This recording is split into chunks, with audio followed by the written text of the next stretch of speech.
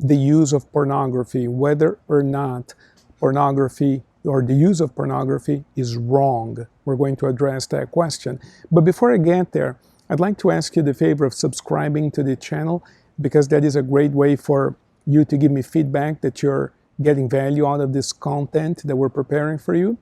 And also, of course, you're going to like and subscribe, like and share the videos, which I think is good, because when you share the videos, you allow other people to get value out of this material as well, and it helps us out, but it helps everybody else out as well. But also, the most important thing, I'd like to ask for your comments below, because when you do that, we actually enter into a dialogue, and then I know what you're thinking, and I can address your thoughts, and then we can engage in a dialogue that way. In fact, one of the I think it was in the form of an email or a message.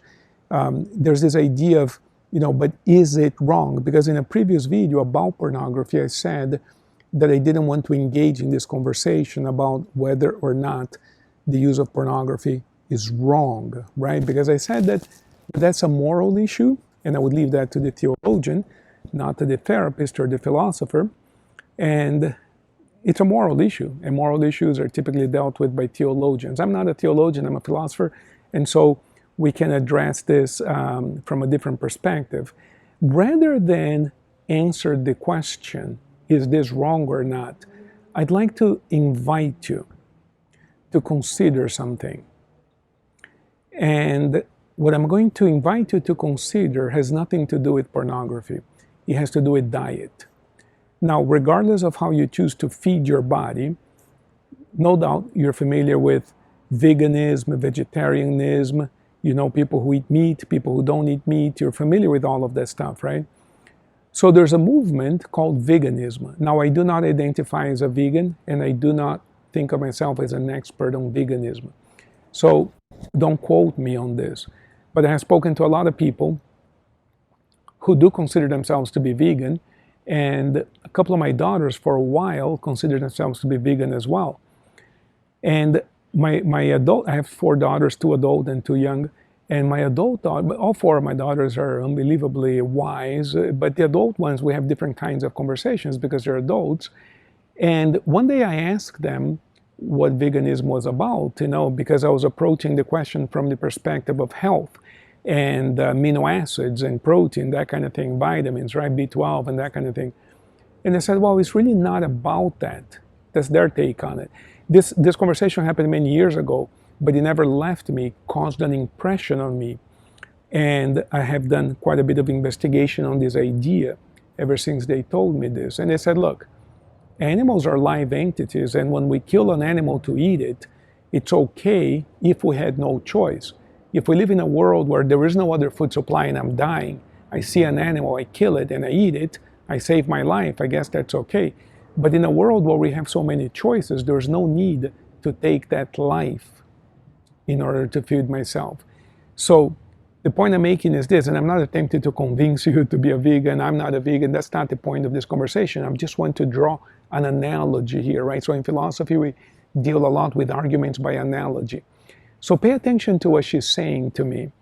She's saying that her motivation for not consuming the body of a dead animal is out of love for the life of the animal.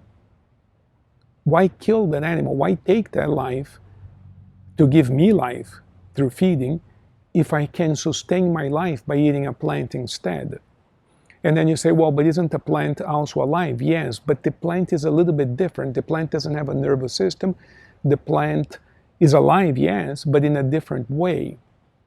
So minerals, for that matter, are also alive. Minerals grow too, but it's a different caliber of life than a vegetable, and a vegetable is a different caliber of life than an animal, and an animal is a different caliber of life than a human. Now, I asked my professor once in a biology class why we think that way. He was a biology professor, and he said something really interesting. He says, we think that way because we wrote a book that says that.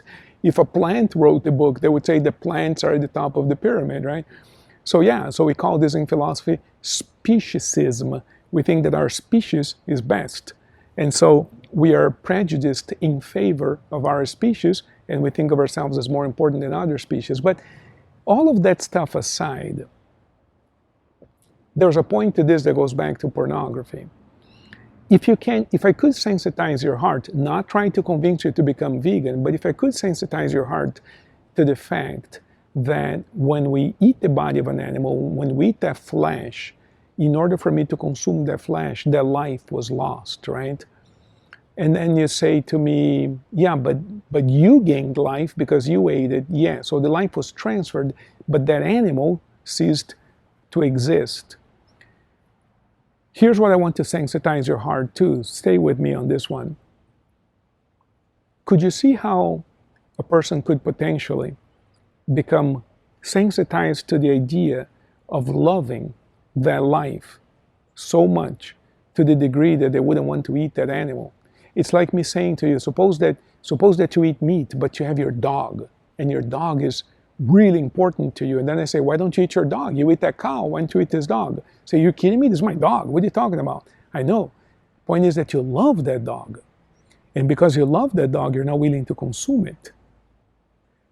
And you consume the body of that cow because you don't know the cow, you don't love the cow. So we just buy the steak at the store and we eat the steak. That steak is a slice of the cow. And then you might think, yeah, it's true, I wouldn't eat my dog, I wouldn't eat my cat, because I love my cat, I love my dog, okay? So then what I'm attempting to convey to you is this.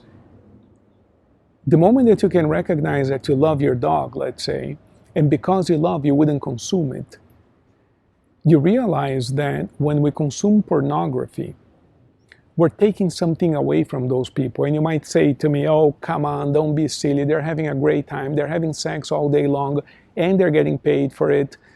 Number one, I don't know if that's true. I don't know that they're having a great time.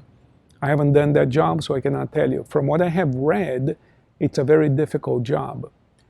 I have worked with many people in the sex industry as a therapist, and all of them that I worked with, I'm not saying all of them in the industry because I only met a few, but all of the ones I worked with have a very difficult life, lots of suffering, lots of pain.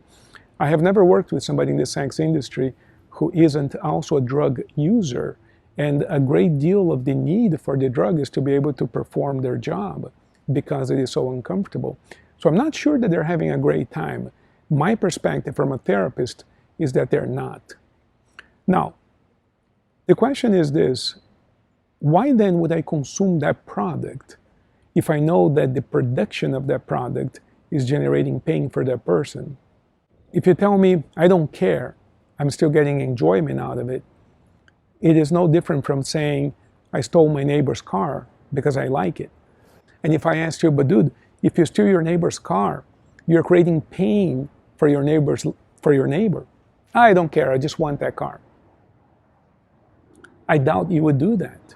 So why would we patronize an industry that actually creates discomfort for so many people?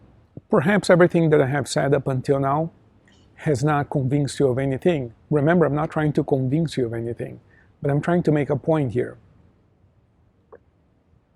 We call this objectification. You see, if I'm watching two people have sex on a screen, or 3 or 10 people, if I'm watching porn, and I'm getting pleasure out of that, I'm meeting my needs, and I'm looking at those human beings as mere objects whose only purpose is to produce a feeling within me that I want to have.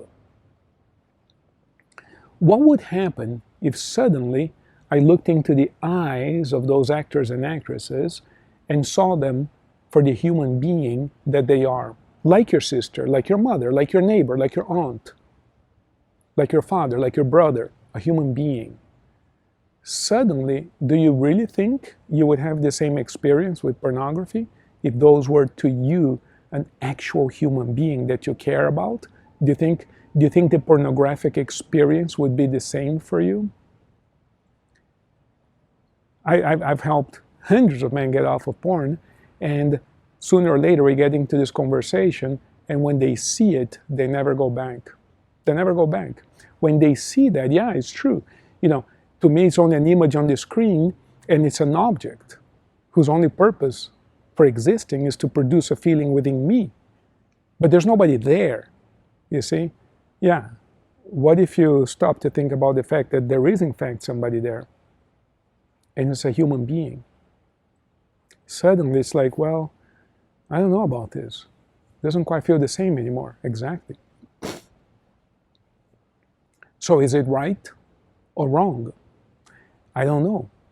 I'd like to invite you to consider that question in light of this exposition, and then put on the comments below what you think. Is it right or wrong for you?